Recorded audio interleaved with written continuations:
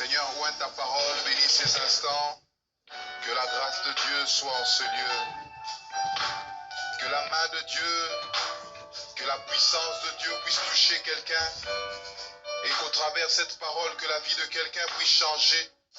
Une nouvelle perspective, une nouvelle destinée qui va sortir les gens sous l'emprise de l'ennemi. Afin que la gloire te soit rendue, Père. Afin que l'honneur te soit rendu, Jésus. L'honneur et la puissance pour des siècles et des siècles. Sois loué, sois béni, sois glorifié, Éternel notre Dieu. Bénis ta parole, bénis ces instants. Nous t'avons ainsi prié dans le nom de Jésus. Nous disons Amen. Nous acclamons le Seigneur notre Dieu.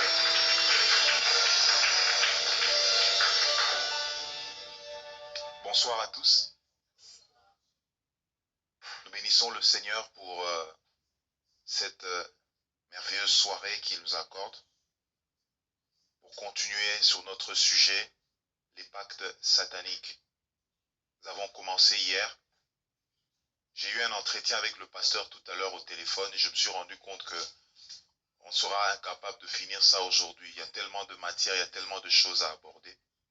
Alors on est en train de voir avant la fin de la retraite comment est-ce qu'on va planifier pour pouvoir trouver une séance où on va encore prendre le temps et de parler et de prier. Amen. Mais ce soir, nous allons continuer ce que nous avons vu hier. Il y a des petites modifications. J'ai préféré garder le meilleur pour la fin. C'est-à-dire qu'il y a des annonces que j'ai faites hier que je ne vais pas aborder. Je vais plutôt aborder d'autres aspects, mais tout en tenant compte des réalités de l'auditoire. Alors, hier nous avons dit ceci, que nous parlons des pactes sataniques. Amen. Nous avons dit que les pactes sataniques apportent tant de malheur dans la vie des humains. Et nous avons dit dans la parole de Dieu que Dieu interdit aux hommes d'avoir une quelconque communion avec le diable et les démons, c'est-à-dire les mondes des ténèbres. Le diable, le sachant, il cherche toutes les manières pour pouvoir corrompre les hommes, pour les entraîner dans des pactes. J'ai donné quelques versets bibliques dans lesquels Dieu interdit clairement la communion avec le diable. J'ai donné Lévitique 19, 31. J'ai lu la version français courant. La Bible dit « Ne cherchez d'aucune manière à entrer en contact avec les esprits des morts, car cela vous rendra impurs. Je suis l'Éternel, votre Dieu. » J'ai donné un autre verset, c'était dans Deutéronome. Je ne lirai pas, on va aller un peu plus vite. Et j'ai montré clairement que Dieu était contre le fait que nous soyons en contact avec les esprits impurs, que nous soyons en contact avec les démons. Maintenant, le problème, c'était de savoir comment ce contact se crée. Comment ce lien, comment cette chaîne contractuelle se crée entre les esprits impurs, entre les démons, entre les forces des ténèbres avec les enfants de Dieu ou bien avec les humains. C'est ce qu'on a appelé les pactes. Amen. On a défini hier la définition du pacte. On a dit que le pacte désigne un traité intervenu entre deux personnes, un contrat liant deux parties. On a dit aussi que le pacte, c'était une alliance. Hier, j'ai dit qu'il y a une différence entre une alliance et une promesse. J'avais dit ça pour illustrer le fiançailles et le mariage. J'ai dit que le mariage est une alliance, tandis que les fiançailles, ce n'est qu'une promesse. Et la différence se fait voir dans les conséquences. Quand on rompt un mariage, on a un statut même dans la société, on t'appelle comment? Divorcé. Mais que tu sois marié ou que tu ne sois pas marié et que tu aies rompu des fiançailles, tu n'as pas de statut. On ne dit pas que celui-là, ton statut aujourd'hui, c'est fiançailles rompues. Non, on t'appellera toujours célibataire. C'est pour démontrer simplement l'impact qu'il y a sur une alliance. Chaque alliance a des conséquences. Amen. Chaque alliance a des obligations, chaque alliance a des devoirs. Quand tu es lié dans le lien de mariage, c'est comme une alliance qui t'oblige à faire quelque chose et qui conditionne ta vie. C'est ainsi que quand tu es lié dans le lien de mariage avec une mauvaise personne, automatiquement aussi cela va affecter ta vie. De la même manière quand tu es lié avec une bonne personne. Qu'est-ce qu'un pacte satanique?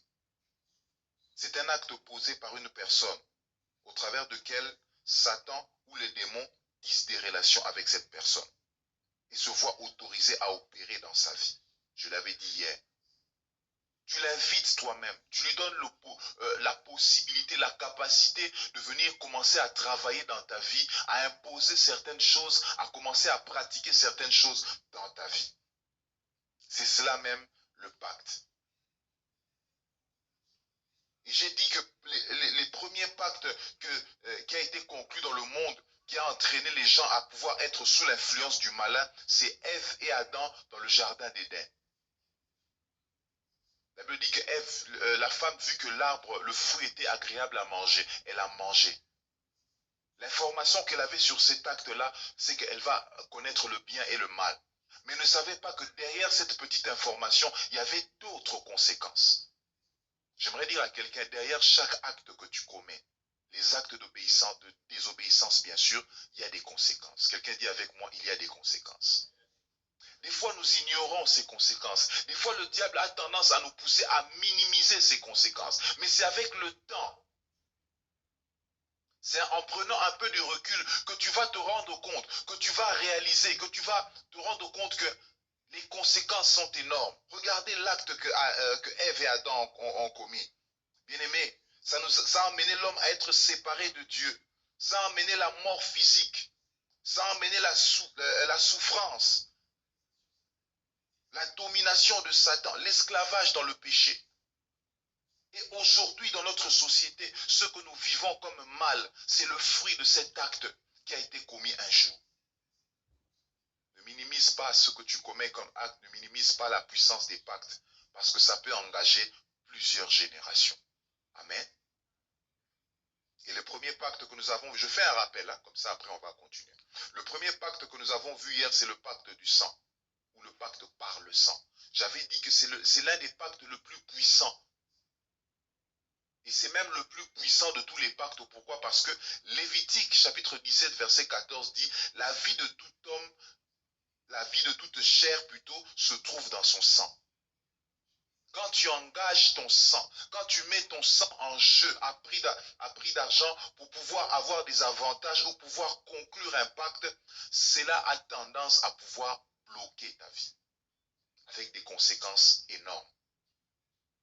J'ai dit que le pacte par le sang, c'est lorsqu'une personne utilise un peu de son sang ou le sang d'une bête en remplacement de sang humain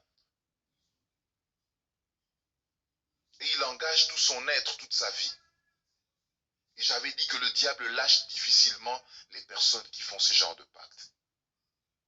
Je vous ai parlé du jeune homme qui a lu le magazine. Et dans ce magazine-là, il y avait l'annonce d'un marabout qui disait qu'il donnait l'argent et donnait la gloire et le pouvoir, qu'il fallait juste prendre son sang dans son doigt, écrire son nom et signer, aller prendre le papier, mettre dans la toilette. Ce jeune avait fait ça. Et s'en est suivi beaucoup de malheurs. Nous en avons parlé hier. Deuxième pacte que nous avons évoqué hier, c'est le pacte par le sacrifice. Mais dans le pacte par le sang, nous avons parlé de boire le sang humain, manger la chair, sucer ou boire le sang des menstruations des femmes, les sécrétions des hommes, ainsi de suite. Nous avons parlé de ça hier dans le pacte de sang. Et les pactes par le sacrifice, il existe plusieurs sortes de sacrifices. On a parlé des sacrifices humains. On a parlé des gens qui pratiquent des avortements clandestins. On a parlé des gens qui tuent les personnes, qui commettent des homicides. Mais aujourd'hui, nous allons aborder un autre point.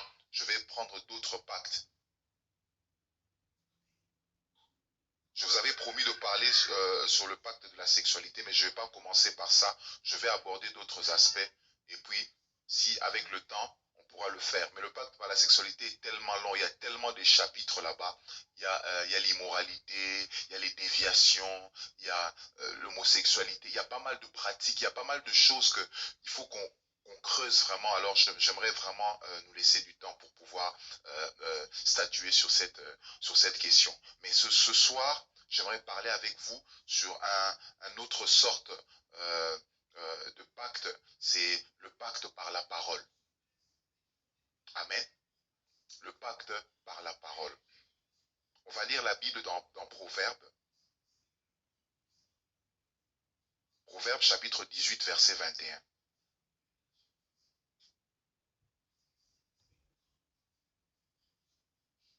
Je lis au nom du Seigneur. La mort et la vie sont au pouvoir de la langue. Quiconque l'aime en mangera les fruits. Amen. La mort et la vie sont au pouvoir de la langue. Quiconque l'aime en mangera le fruit. J'aimerais dire déjà que parmi les armes les plus redoutables qui peuvent détruire ou qui peuvent construire la vie d'un homme, c'est sa bouche. Alléluia. La parole, il ne faut jamais négliger la parole. Il ne faut jamais négliger la parole, bien-aimé, parce qu'au travers de la parole, le monde a été créé. Est-ce que vous savez ça? Le Seigneur n'a pas pris des matières qu'il a rassemblées chimiquement pour pouvoir créer le monde. Mais c'est par la parole simplement que Dieu a créé le monde. Ne néglige jamais les paroles qui sortent de ta bouche. Ne néglige jamais les paroles qui te poussent, qui te sont répétées ou bien qui te sont prononcées dans ta vie. Le pacte par la parole. Cela signifie que beaucoup de malheurs qui tourmentent les hommes sont appelés par les hommes eux-mêmes dans leur vie à travers leur langue. Cette remarque est faite aussi par le Seigneur Jésus-Christ dans Matthieu chapitre 12, versets 36 à 37. Comme c'est un enseignement, nous allons lire de temps en temps la parole de Dieu. Je vous le dis, au jour du jugement, les hommes rendront compte de toute parole vaine, je dis bien vaine, qu'ils auront proférée. Vous allez lire le reste après.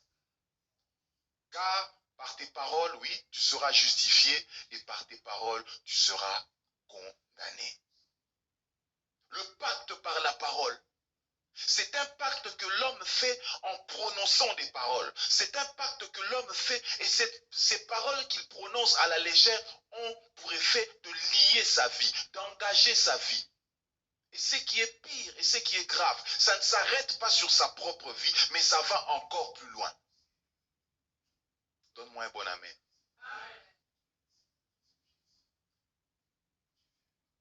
Je vais voir avec vous, bien-aimés, les pactes par la parole. Vous allez lire Proverbes chapitre 13, verset 13. Proverbes chapitre 13, verset 13. Pour gagner le temps, on va... Bon, celui qui méprise la parole se perd, voilà. Mais celui qui craint les préceptes est récompensé. Amen. Les paroles les plus engageantes dans ce domaine sont celles. Je vais donner quelques paroles les plus engageantes qui créent des pactes. Ce n'est pas toutes les paroles que tu prononces qui ont des incidences et qui créent des pactes. Mais il y a certaines paroles qui engagent ta vie. Il y a certaines paroles qui conditionnent ta vie. Et je vais les énumérer. Il y en a plusieurs, mais j'en ai pris quelques exemples pour nous permettre de pouvoir comprendre l'impact des paroles, les pactes par la parole dans notre vie. Première parole, les paroles adressées directement ou indirectement aux morts, aux ancêtres qui sont morts. Deutéronome chapitre 18, verset 11. Amen.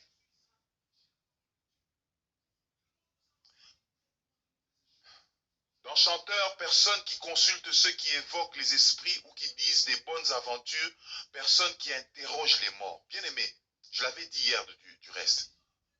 Mais nous sommes arrivés à un chapitre où je vais un peu m'appesantir sur ça. Il y a des gens qui s'évertuent à parler aux morts, à invoquer les morts, à demander des services aux morts. Nous venons de fêter la Toussaint, je crois. C'est ça, non? La fête des morts. L'Halloween. Ok. Mais il y a une fête où les gens vont dans les cimetières pour aller fleurir les tombes. Je ne sais plus comment ça s'appelle. Je vous ai dit, bien aimé, hier, une jeune dame, le jour où on enterrait son père, on a dit que c'était la fille la plus aimée de son père et que son père ne pouvait pas entrer dans le sépulcre sans que cette fille prononce des paroles. Et cette fille a commencé à parler, papa, tu nous avais aimés, tu es parti. Je te prie, s'il te plaît, de temps en temps, viens nous voir. De temps en temps, protège-nous. De temps en temps, soutiens-nous. Elle a parlé sans imaginer les conséquences.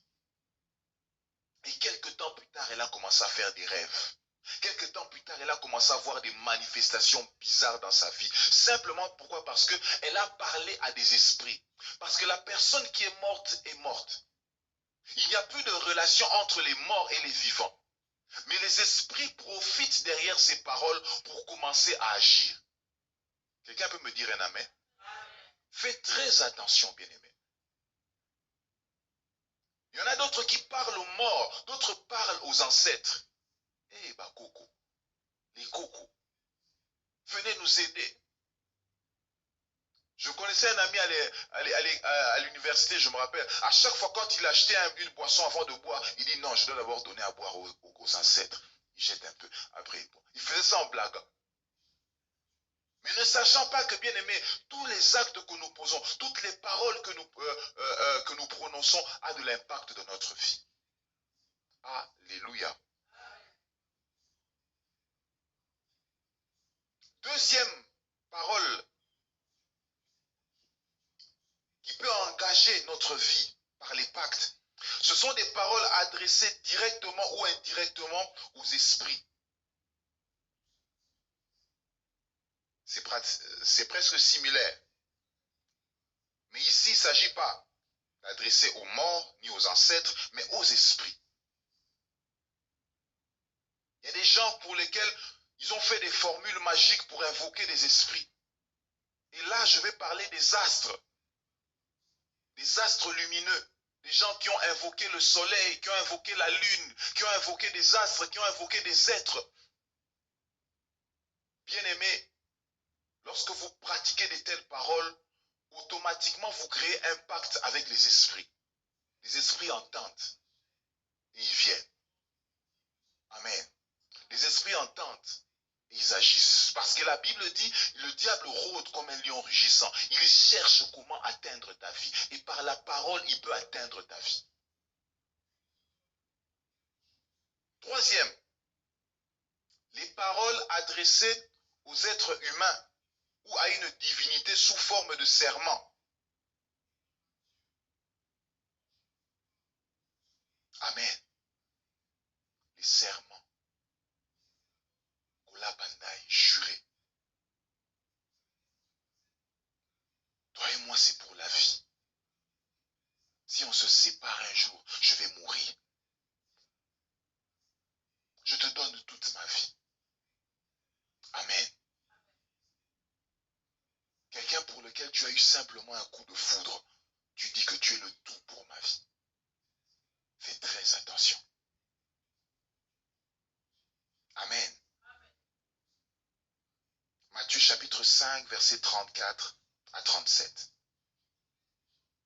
Les paroles adressées aux humains et aux divinités sous forme de serment. La Bible nous interdit de jurer de manière insensée, bien-aimés.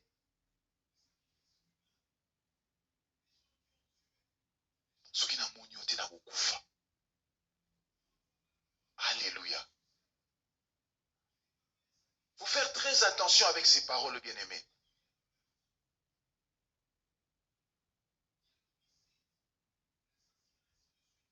Quatrième, c'est ça?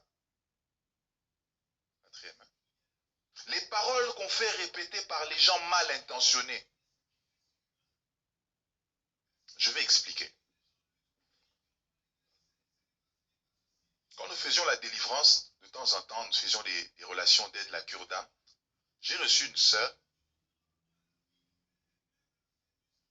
qui m'a dit, dans sa vie, il sortait avec un homme. Et cet homme-là, la fille soupçonnait que cet homme était dans des pratiques occultes. Alors, à chaque fois qu'ils étaient dans leur intimité, des relations intimes, l'homme le poussait toujours à dire, répète, tu seras mon esclave, tu me seras soumis toute ma vie. Toute ta vie, tu vas la donner à moi. Et la fille, avec sous cet élan-là, avec l'ignorance, elle répétait ses paroles. Elle répétait ses paroles. Est-ce le cas pour toi? Tu seras, je serai ton esclave, je te serai soumis. Ma vie, je serai, et la sœur me dit, elle a dit, je serai ton objet. Ou bien, je suis ton objet, voilà. Et pendant ces moments d'intimité, ils étaient là. Et à chaque fois qu'ils étaient en intimité, l'homme lui poussait toujours à répéter ça, répète ça. Les années sont passées. La sœur s'est convertie, elle est venue à Jésus. L'homme est parti. La femme aussi est partie. Mais bizarrement, quand elle est rentrée dans le mariage, à chaque fois qu'elle était dans le lit avec son mari, il voyait cet homme. À chaque fois, il voyait cet homme. Et elle a dû faire des fausses couches à cause de ce problème-là. L'homme disait toujours, tu seras mon esclave, tu seras mon objet. Il a fallu des délivrances. Les pactes, les paroles que l'on prononce sous les effets, les paroles qu'on prononce, qu'on nous fait répéter par des gens mal intentionnés, les serviteurs de Satan. Amen. Fais très attention à ce que tu dis. Je me rappelle encore d'une sœur. Elle, c'était comme ça. À chaque fois qu'il y a un problème à la maison, moi je vais mourir. Hein, vous, vraiment, moi je vais mourir. Hein, moi je vais mourir. Moi, il suffit que vous l'adressez la parole ou bien vous le contrariez par rapport à une chose. La seule façon pour elle de s'exprimer quand elle est en colère ou bien quand elle est contrariée, c'est que moi je vais mourir. Vous allez me tuer. Ne sachant pas qu'en prononçant ces paroles-là, le monde des ténèbres entendait ça. Un jour, la sœur est revenue de l'école. Elle est rentrée à la maison. Elle avait préparé son piment. Bien épicé, là, un piment qu'elle aimait bien, elle l'a mis dans le frigo. Elle s'apprêtait à manger, passer à table. Elle est allée ouvrir le frigo pour chercher son piment. On avait déjà tout bouffé. Et prise de colère, moi je vais mourir dans cette maison bien-aimée. Elle a pris de l'essence, elle s'est jetée dans le corps et s'est mis du feu. Elle est devenue comme une torche. Le feu était en train de brûler, elle est sortie de la maison. Elle se rend compte de ce qu'elle a fait, elle commence à crier au secours. Le temps que ses frères et sœurs viennent chercher à éteindre le feu, brûlé au 3e degré. 2 jours plus tard, elle meurt. Ce que tu dis quand tu es en colère, ce que tu dis quand tu es dans la joie, ce que tu dis quand tu es dans l'euphorie, fais très attention. Il y a des gens qui sont capables de dire n'importe quoi. Tout ce qui lui passe dans la tête, il dit. Ne sachant pas que la parole peut avoir de l'impact dans ta vie. Que des gens qui peuvent maudire, que des gens qui peuvent promettre, que des gens qui peuvent s'engager. Moi je dis comme David, je ne mourrai pas. Je vivrai. Je raconterai les œuvres de l'Éternel. Je dis comme David, je ne suis pas faible, je suis fort. Quelqu'un dit comme David que ma vie est une vigne excellente. L'Éternel est mon berger, je ne manquerai de rien. Il me fait reposer dans des verts pâturages, bien-aimés. Le premier prophète de ta vie, c'est toi-même. Les pactes par la parole. Alléluia. Subis-tu l'influence de certaines paroles? Peut-être que la sœur avait dit, moi je vais mourir. Peut-être toi tu dis, moi je vais échouer. Peut-être toi, tu dis, moi, je ne vais pas réussir. Aujourd'hui, j'aimerais te dire, change ton langage. Parce que ton langage peut créer un pacte. Et ce pacte-là peut détruire ta vie. Amen, amen.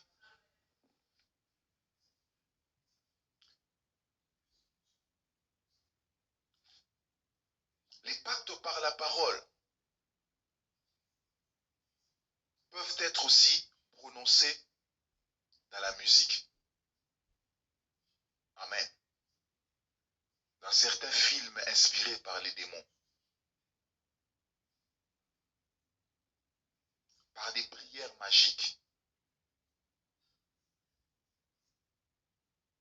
Par des incantations. Faites très attention avec la musique, bien aimé. Nous avons fait des délivrances, entendre des esprits dire, moi je suis l'esprit de Michael Jackson. Ça peut vous faire rire. Mais j'aimerais vous dire que l'être humain, au-delà de la conscience, de ce qu'il capte de manière consciente, il y a ce qu'on appelle le subconscient. Le message subliminal. Que ton intelligence ne peut pas capter, mais que ton subconscient peut capter, même derrière la musique. Et te retrouver dans une vie tellement compliquée. Tu répètes des paroles.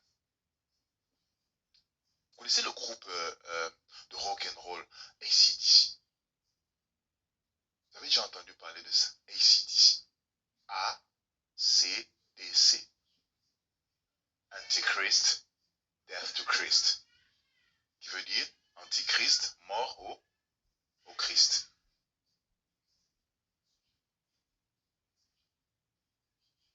Des chanteuses comme Lady Gaga qui ont chanté que Judas était un héros. Il a eu le courage de vendre Jésus. Tu entends en anglais mais tu ne comprends pas. Chante des chants comme Dance with Demons, danser avec les démons. À force de répéter ça,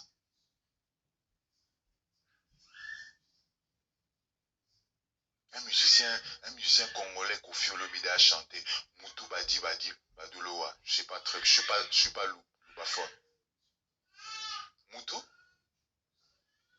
Badi Bamuloa. À peu près ça. Hein? Ça veut dire quoi, papa? Moutou Bazo Loka. La personne qu'on est en train d'ensorceler. C'est à peu près ça. Tu as reçu des choses dans ta vie à cause de ce que tu as entendu et tu as répété. Tu as reçu des choses dans ta vie, bien-aimé. Tu t'es mis dans des situations inconfortables à cause de ces pactes-là. Des formules incantatoires. Que les gens lisent des livres, des gens entendent des formules sans se rendre compte que ça peut l'emmener très loin. Alléluia. Des prières magiques. L'oraison de Saint Charlemagne. Vous connaissez ce texte-là? L'oraison de Saint Charlemagne. Cherchez ça. Je ne te dis pas d'aller faire cette prière. Amen. Des pactes par la parole. Ce soir, le Seigneur voudrait que toutes les mauvaises paroles que tu as prononcées, qui t'ont lié, et les mauvaises paroles qui ont été prononcées par d'autres sur toi, et non seulement ça, les mauvaises paroles que les gens t'ont poussé à prononcer soient détruites au nom de Jésus. Et je déclare que toutes ces mauvaises paroles sont détruites au nom de Jésus. Nous allons prendre le temps tout à l'heure, nous allons déclarer cela. Amen. Deuxième sorte de pacte que nous allons voir aujourd'hui, qui est notre quatrième sorte de pacte. Le pacte par l'hérédité.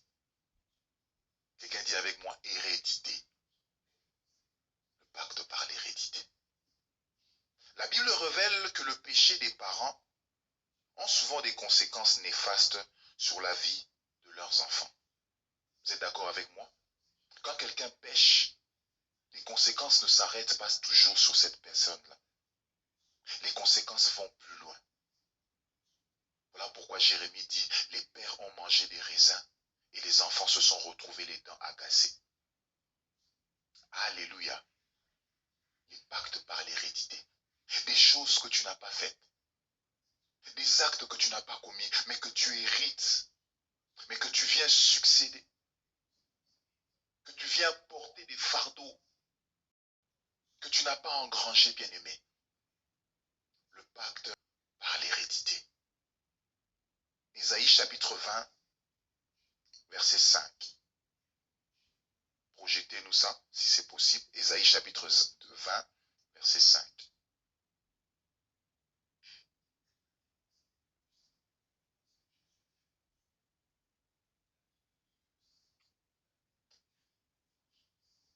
Jusque-là, ça va, je pense. Je ne vais pas trop vite. Merci, papa. Merci.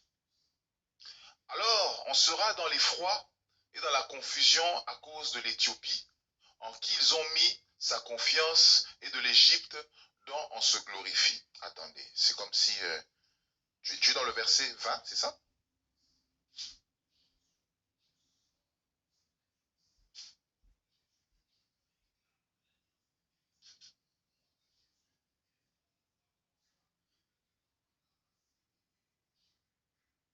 Plutôt, on va lire Ésaïe 34, 6 à 7. Excusez-moi.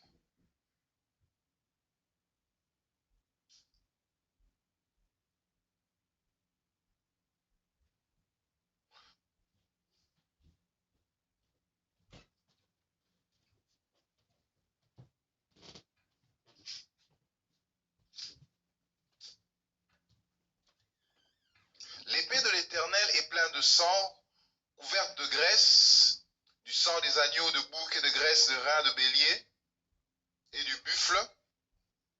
Est-ce que je suis dans le bon texte? Non, excusez-moi, c'est Exode. J'ai dit, mais Satan est en train de m'attaquer ou bien comment? Merci mon frère, merci. Donne-moi Exode. Exode chapitre 20, verset 5, c'est ça? Merci. Tu ne te prosterneras pas devant elles et tu ne les serviras point, car moi l'Éternel ton Dieu, je suis un Dieu jaloux qui punit l'iniquité des pères. Quelqu'un dit avec moi l'iniquité des pères. Sur les enfants jusqu'à la 3e génération et à la 4e génération de ceux qui me haïssent. Chaque fois qu'une personne contracte un pacte avec le monde des ténèbres, retiens ça, ce pacte engage ses propres descendants. Amen. Il existe des démons qui se transmettent de génération en génération.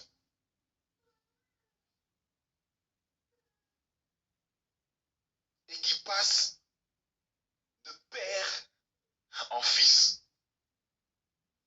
Ton papa avait des démons, avec des histoires qu'il avait faites.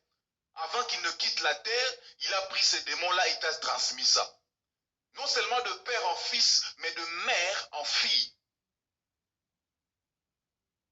Ainsi dit la parole du Seigneur. Le pacte par l'hérédité, ça peut s'expliquer scientifiquement. Nous savons que l'hérédité, c'est ce qui fait qu'un père puisse donner son patrimoine génétique à son enfant, n'est-ce pas? De la même manière que génétiquement, tu donnes les gènes à ton enfant, la ressemblance physique, le caractère, le groupe sanguin, je ne sais quoi encore. De la même manière aussi spirituellement, cette réalité-là est vraie. D'où sors-tu? Amen. De quelle famille es-tu? Qu'est-ce qui s'est passé chez vous? Quelle est l'histoire de votre famille? Quels sont les totems? Quelles sont les pratiques? Tu ne veux pas venir seulement goulou servant Dieu bien-aimé comme ça. À un certain moment, tu dois discerner, tu dois comprendre certaines choses dans ta vie.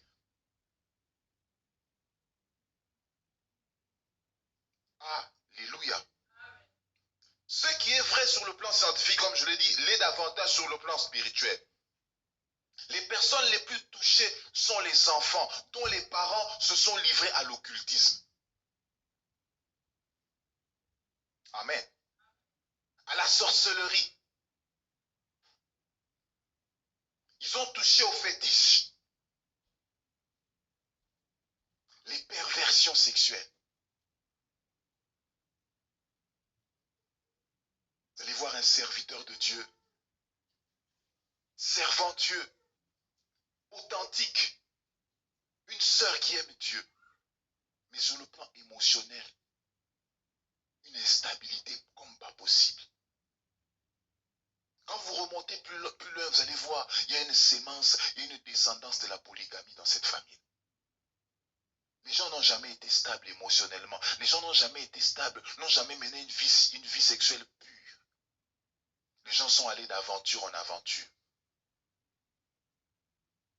Je vous dis des choses qu'on ne m'a pas racontées, des choses que j'ai vécues.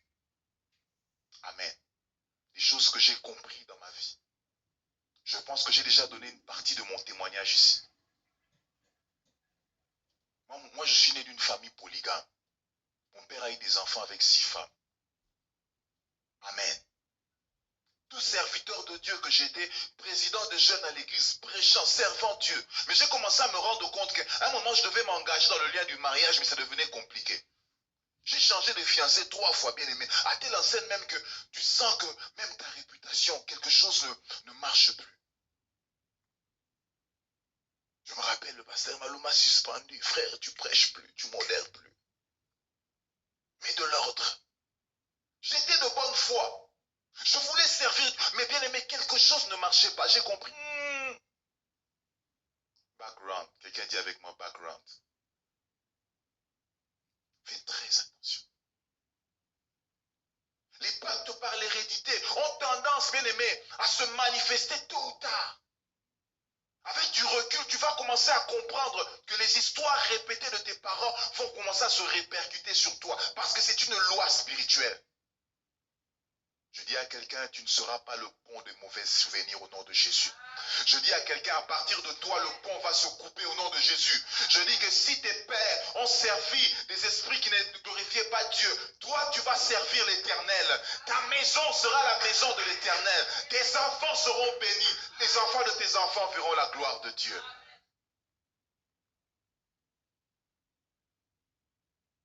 J'ai parlé de la polygamie. C'était très compliqué. J'ai dû commencer à prier sérieusement pour ma vie. Parce que je ne voulais pas. Je connais les conséquences de ces choses. Et je ne voulais pas que ça se répercute dans ma vie. Un mauvais mariage peut conditionner tout un ministère peut partir comme ça. Je le savais, j'étais conscient. As-tu déjà discerné où tu vas? Et généralement, ces genres de pactes, des fois, ça se manifeste d'entrée de jeu. Mais des fois aussi, ça ne se manifeste pas, c'est caché. Tôt ou tard, plus tard, scandale. Mais ces frères-là qui avaient l'onction jusqu'aux dents, qui avaient une grosse Bible, vraiment, c'est lui qui a fait ça, je ne crois pas. Background. On appelle ça les réclamations. Tu dois traiter ça dans ta vie, bien-aimée. Si tu veux mener une vie chrétienne stable, tu dois traiter ça. J'ai parlé de la polygamie, je peux parler de la pauvreté. Qui peut être familiale, qui peut être héréditaire. Le fait que tu sois ici au Canada, ça n'intimide pas les démons. Il dit Canada, attendez, vous allez voir. Tu seras à la manufacture, des années manufacture, tu vas tourner en rond. Et tu ne vas pas connaître de percée. Les gens viendront après toi et les gens vont avancer. Mais quand tu vas reculer, tu vas voir que ce n'est pas seulement ton histoire, mais c'est l'histoire de la famille. Que des familles, tu vas voir toute une génération, des locataires. Oh.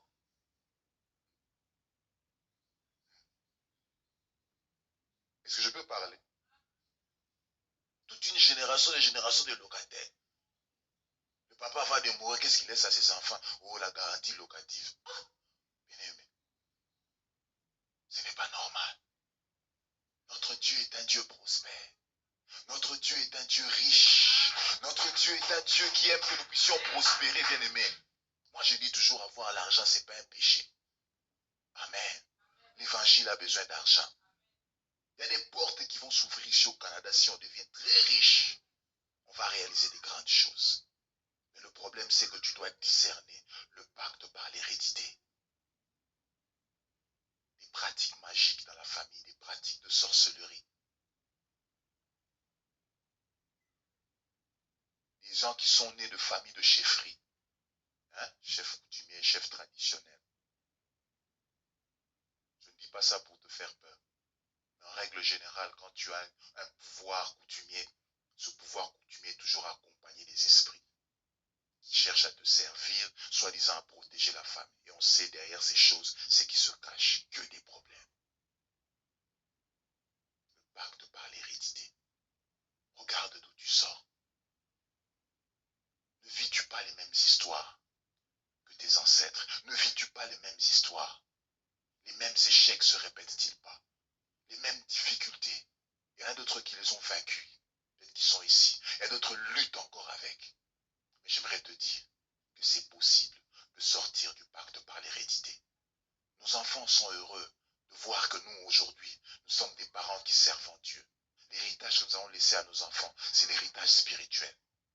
Mais est-ce que nos parents ont servi Dieu? Les pères de nos pères ont-ils servi Dieu? On me racontait, hein, j'avais un grand-père, quand il donne un coup de tête sur l'arbre, l'arbre sèche. Quand j'étais petit, j'étais content, j'ai dit, ah, vraiment. J'ai commencé à comprendre que non, ce n'est pas ça l'héritage que je veux avoir. Moi et ma maison, nous servirons l'Éternel. Troisième pacte.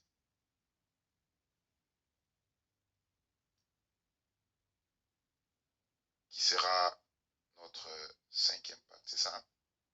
De manière générale. Révision. Premier pacte, c'était quoi? Eh, Baboussani. Oui. Premier pacte, c'était quoi? Deuxième.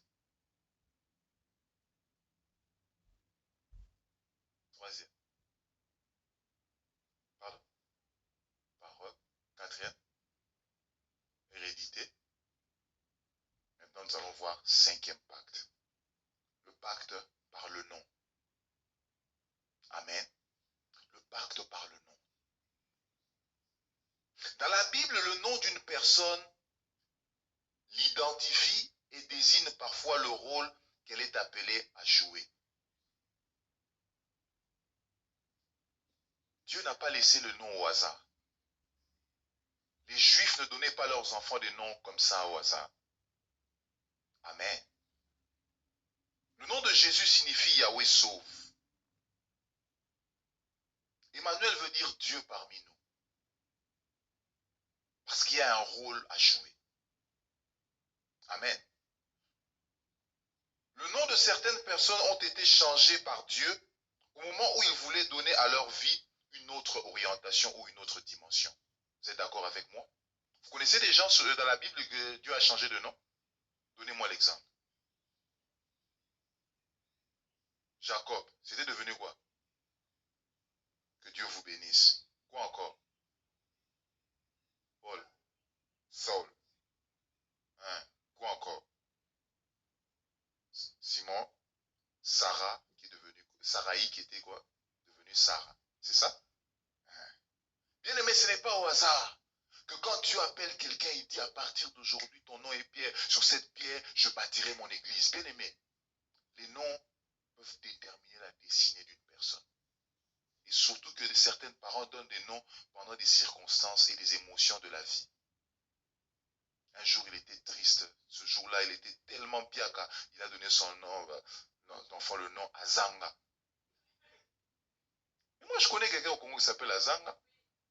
Ils existent. Misère. Bien aimé. Même ici au Canada, ça existe. Madame Malenfant. Malenfant. Hein? Alléluia. Le pacte par le nom a tendance à lier les enfants de Dieu. Le nom inspire. Le nom inspiré par le diable joue le même rôle en ouvrant des portes aux démons. Parce que le nom de Jacob, vous allez voir que son nom c'était quoi? Menteur. N'est-ce pas? Et finalement dans sa vie, vous allez voir qu'il a menti à ses parents, il a menti. Il a vécu une vie où il a caché des choses. Quel est ton nom?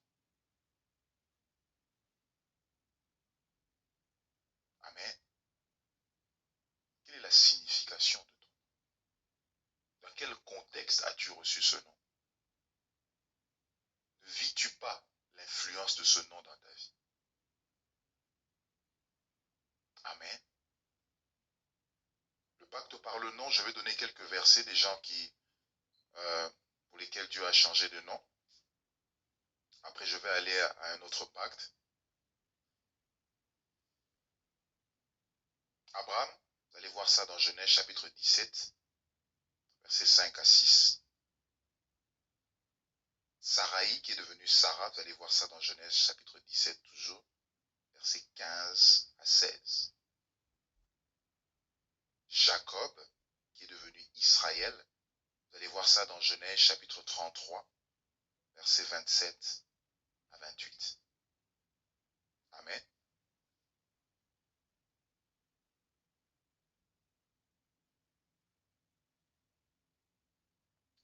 Autre pacte, sixième pacte.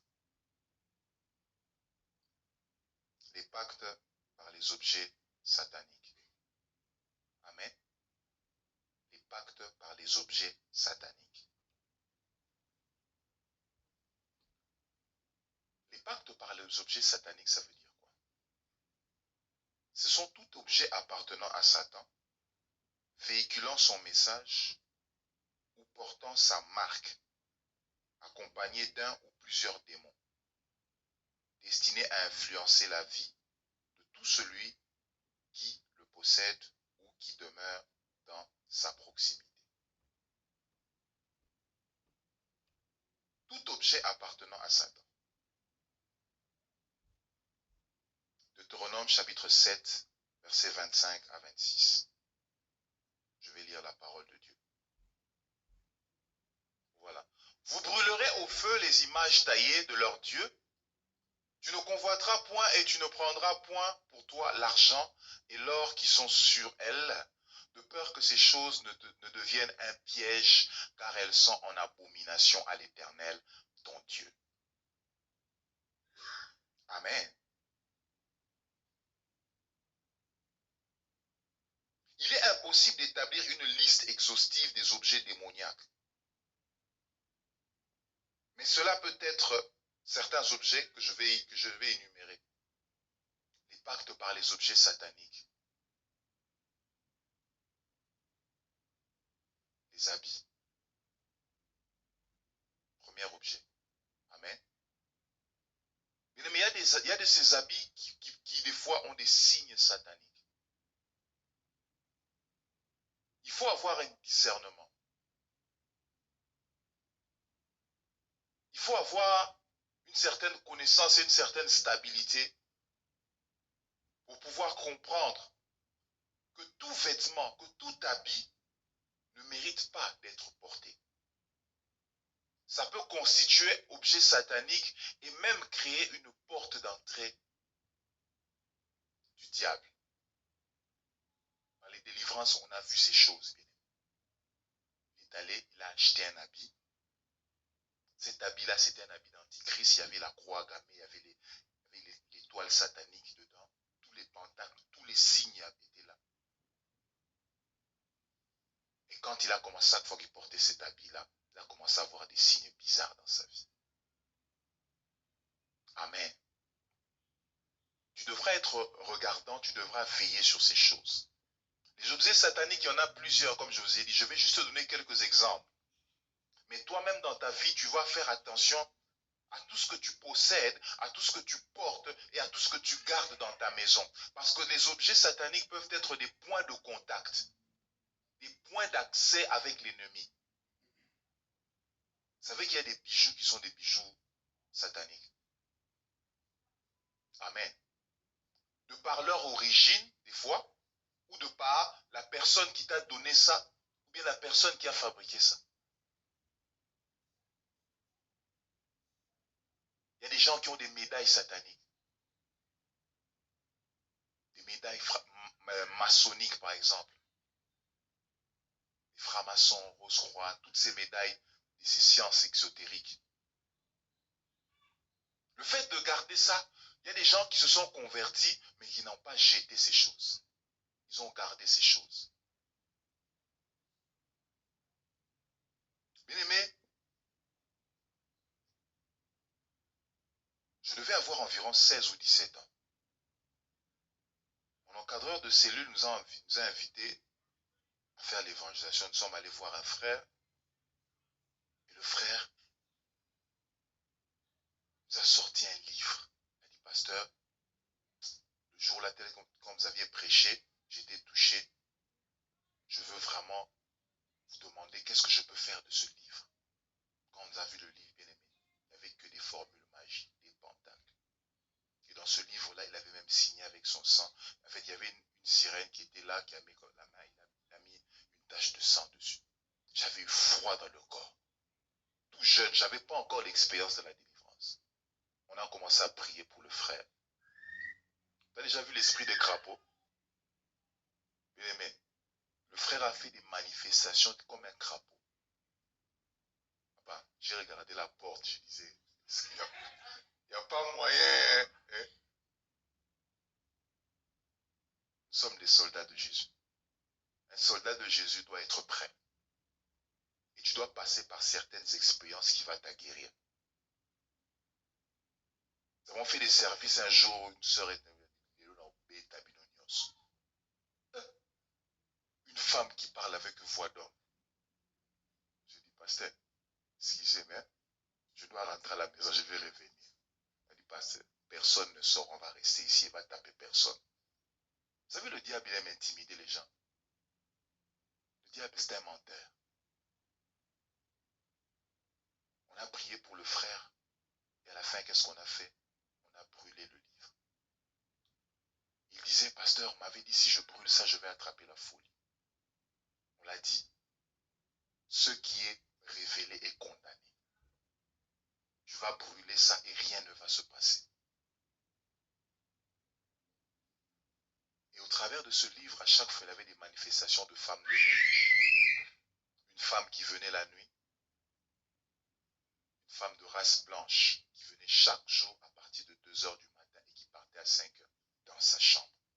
Et il vivait l'expérience physique comme ça, sans que les gens ne s'en aperçoivent. Depuis le jour où on a brûlé le livre, ces manifestations étaient parties.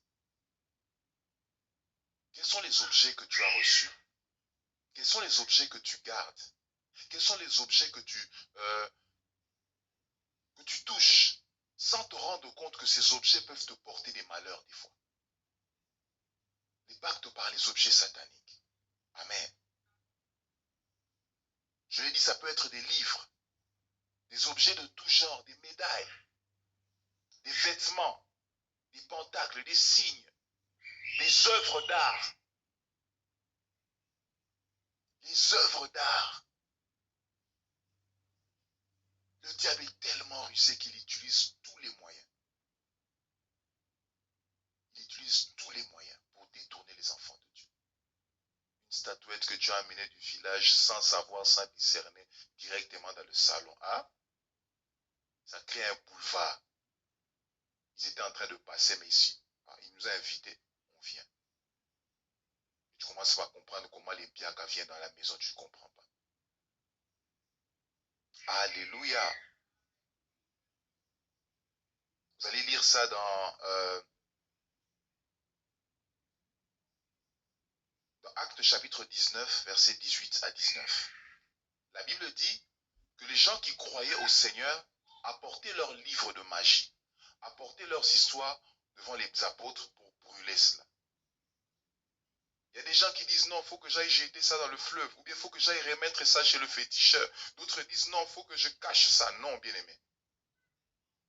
D'après la Bible, la seule solution, le sort de ces objets sataniques, c'est le feu. Je répète bien, le sort de ces objets sataniques, ces objets illicites, le sort, c'est le feu. Amen. Il n'y a pas de négociation. Oh non, je vais aller chez Nganga, lui remettre ses histoires. Non. Nous, on ne remet pas. Nous, on détruit. Nous, on brûle. Oh, il avait dit, sinon je vais attraper la folie. Tu n'attraperas pas la folie au nom de Jésus. Amen. Les reliques. Vous connaissez les reliques? Les reliques, ce sont les objets des morts que les catholiques utilisent des fois. Certaines religions aussi utilisent. Ils prennent les ossements, les petites parties du corps d'un mort, d'un saint qui était soi-disant mort. On garde ça comme souvenir. Les crucifix, ces croix-là. D'autres disent que non, je mets la croix dans ma chambre pour que quand les démons viennent, ils voient la croix, ils vont fuir. Bien aimé, c'est ce qu'on t'a enseigné. D'autres disent, je porte le chapelet pour faire fuir les démons. Bien aimé, nous n'avons pas à lutter contre la chair ni le sang. Notre combat est spirituel. Si à l'intérieur tu es blindé, que tu es de croix ou pas, que tu es de chapelet ou pas, le diable ne va pas te toucher. Alléluia. Au contraire, ces signes-là ont apporté beaucoup de malheur dans la vie des gens. Les crucifix que tu as retrouvés, que tu as pris je ne sais où, tu as ramené directement dans la maison. Oh non, ça c'est Jésus. Qui t'a dit que c'est Jésus? Amen. Je sais qu'aujourd'hui les gens vont pas beaucoup dire Amen. Pasteur, quel genre de prédication? Mais c'est la parole de Dieu.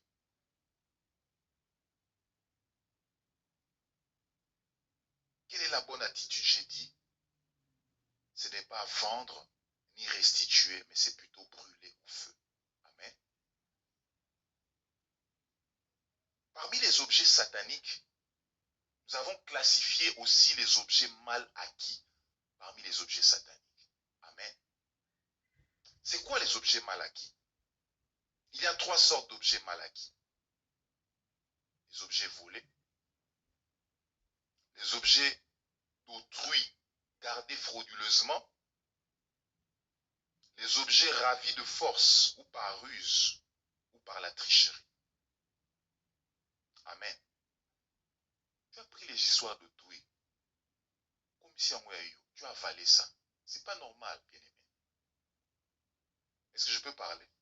Il y a des chrétiens, quand tu le prêtes quelque chose, ils ne remettent pas. Il dit, oh non, le temps est passé, il a déjà oublié. Oh, qui t'a dit que j'ai oublié? La Bible dit, ne devez rien à personne, si ce n'est de vous aimer les uns les autres. En d'autres termes, tu ne peux pas posséder les objets d'autrui que tu as pris frauduleusement. Si dans ta maison, tu as les objets d'autrui, tu vas remettre. Amen. Tu dois remettre. J'ai parlé des objets d'autrui gardés frauduleusement, des objets volés. Un voleur, quand il se repent, en principe, la Bible voudrait qu'il prenne tout ce qu'il avait volé, qu'il aille remettre. C'est ce que Zacha avait fait. Mais nous, qu'est-ce qu'on fait? Je vais sanctifier ça au nom de Jésus. Ah, non. C'est la parole de Dieu. Les objets ravis de force, ou par la ruse, ou par la tricherie. Mais il y a certains objets volés, ou pris de force, ou pris de manière frauduleuse. La personne auprès de laquelle tu avais ravi ces choses est déjà morte. Ça peut arriver que cette personne n'existe plus. Que devons-nous faire dans le cas d'espèce? C'est d'amener ça à l'église, auprès des hommes de Dieu. D'offrir ça à l'église, de laisser ça à Dieu, pour que Dieu s'en occupe. Amen. Je ne dis pas d'aller vendre ça, non. D'amener ça à l'église. Et il faudrait confesser et restituer, ou remettre au serviteur de Dieu. Le pacte par les objets sataniques. Des fois, les enfants de Dieu se retrouvent dans des situations difficiles sans se rendre compte. Alors qu'il est important de pouvoir comprendre cela. Amen.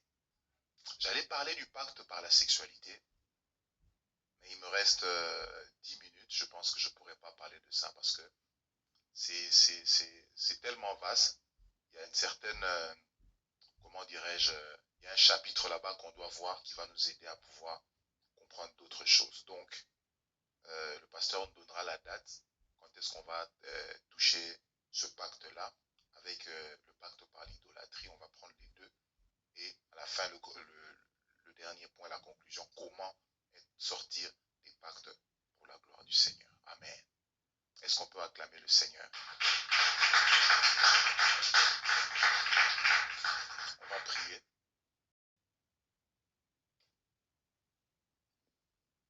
Je sais que Dieu a parlé à quelqu'un. Tu n'es pas venu ce soir par hasard. Tu n'es pas connecté. Tu ne suis pas cette intervention par le fruit du hasard. C'est parce que Dieu veut t'emmener quelque part.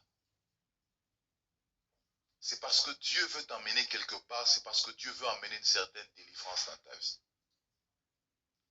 Alors voici venu le temps où tu vas prier, tu vas dire Seigneur, délivre-moi des pactes. Seigneur, donne-moi la liberté. Seigneur, accorde-moi encore de sortir des pactes par la parole, des pactes par l'hérédité. Lèvons-nous s'il vous plaît, lèvons-nous. Frère, donne-nous un fond musical. Je ne sais pas s'il est là. Oh, Rabba Seketerebo Shanda, Yekerebo Shanda. La Bible déclare que le Fils de l'homme est apparu pour détruire les œuvres du méchant. Le Fils de l'homme est apparu pour détruire les œuvres des ténèbres. Avant que tu ne puisses détruire les pactes, commence à confesser. Toutes les mauvaises paroles que tu as dites, toutes les mauvaises choses que tu as pratiquées, commence à dire Seigneur, je prie que ta grâce me fasse sortir de ces pactes, afin que je sois libre, tel qu'il est écrit, que si le Fils vous a franchi, vous serez réellement libre. Recommande-toi entre les mains de Dieu. Alléluia. Alléluia. Yahweh, Tobelemi.